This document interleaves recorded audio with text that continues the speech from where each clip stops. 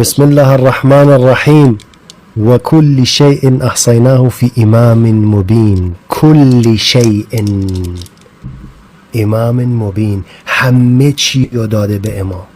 همه چی، درسته یا نه؟ همه چی، صفات خدا، خالق، رزق میده، شفا میده. کل شیء احصیناه فی امام مبین.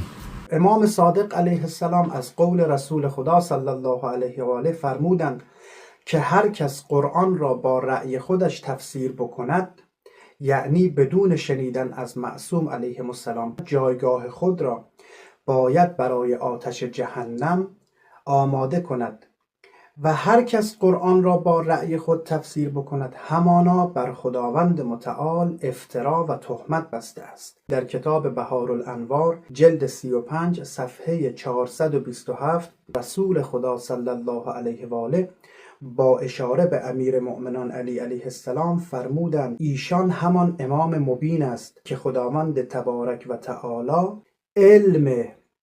علم همه اشیا را در او جمع کرده است. در کتاب اعتقادات الامامیه شیخ صدوق صفحه 100 در دعایی که حضرت امام رضا علیه السلام می‌فرماید خداوندا هر کس که مدعی شود که ما رب هستیم یا ما خدا هستیم، از او به سوی تو براءت و بیزاری می‌جوییم.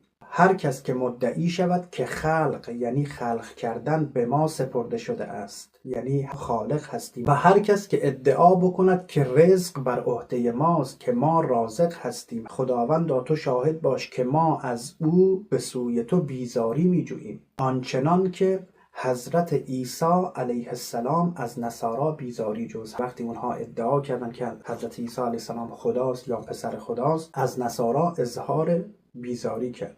حضرت امام صادق علیه السلام می‌فرماید والله ان الغلاة اشر من الیهود و النصارا و المجوس و الذین اشرکوا. غلو کنندگان بدترین خلق هستند، عظمت الهی را کوچک می‌کنند و برای بندگان خدا ادعای ربوبیت و ادعای خدایی می‌کنند. به خداوند قسم که قطعاً قالیان از یهودی ها و از مسیحی ها و از مجوسی ها و کسانی که شرک ورزیدند برای خداوند متعال بدتر هستند.